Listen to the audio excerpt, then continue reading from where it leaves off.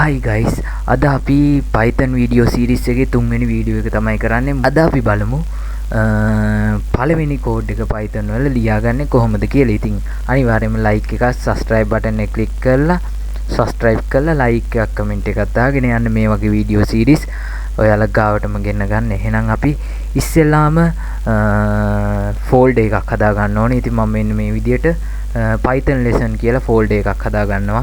ඉතින් Python lesson කියලා මෙන්න මේ විදියට folder එකක් හදාගත්තට පස්සේ ඔන්න ඔය විදියට තමයි පෙන්වන්නේ. ඉතින් අපිට පුළුවන් මේක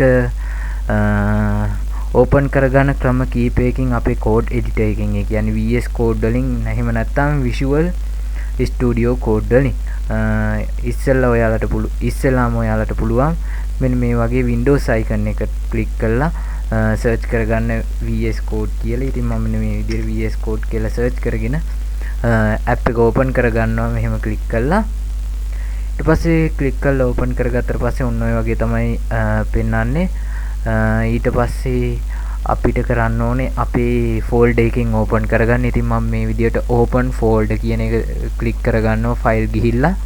ඉතින් open folder click කරගත්තට පස්සේ ඔන්න ඔය වගේ පෙන්වනවා අපේ desktop එකේ folder ටික. ඉතින් මම මේ විදිහට Python lesson කියන එක තෝරගෙන select folder click කරගන්නවා.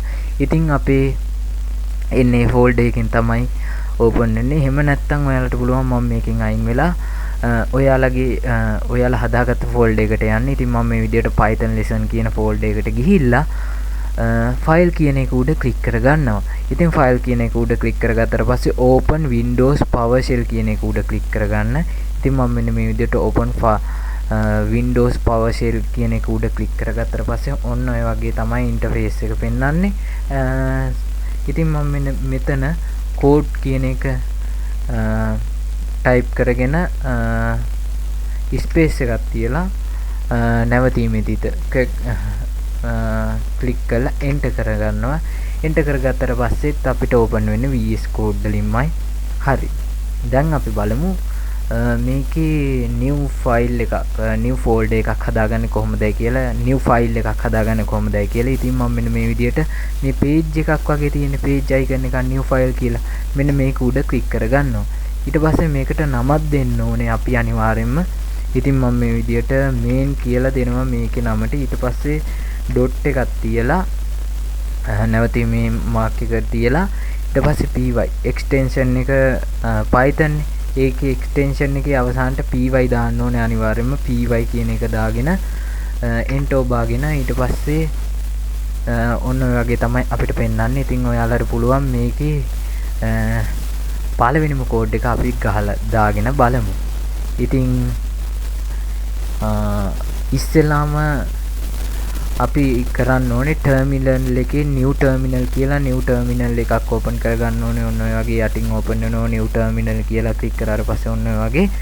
හරි. දැන් අපි මෙතන කෝඩ් එකක් ලියාගමු. මම මේ විදිහට print ඊට පස්සේ bracket එකක් දා ගන්නවා.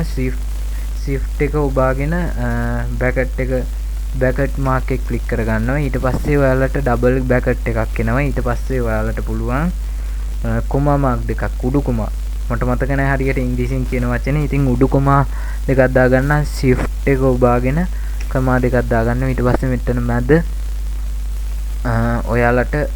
ඔයාලගේ ඔයාලා type කරන දේ type කරගන්න පුළුවන්. ඉතින් මම මේ විදිහට hello කියලා type කරගන්නවා. hello කියලා type කළා මම control S එකයි ඔබාගෙන save කරගෙන terminal එකේ ඔයාලට terminal එකේ මෙන්න මේ වගේ type කරගන්න ඕනේ Python කියලා. ඉතින් Python කියලා type කරගෙන අපි ගැහුවේ file name දාගත්තේ file name එක main.py කියලා. එන්නේ එක මෙතෙන්දි දා ගන්න ඕනේ main.py කියලා. ඊට පස්සේ hello කියලා ඔයාලට බලා ගන්න පුළුවන් එනවා. ඉතින් අපි මේක int එකක් ඔබලා යටට ඇවිල්ලා අපි print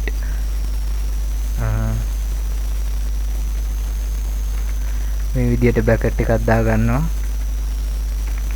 bracket එකක් දාගෙන උඩු කොමා එකක් දාගෙන my YouTube.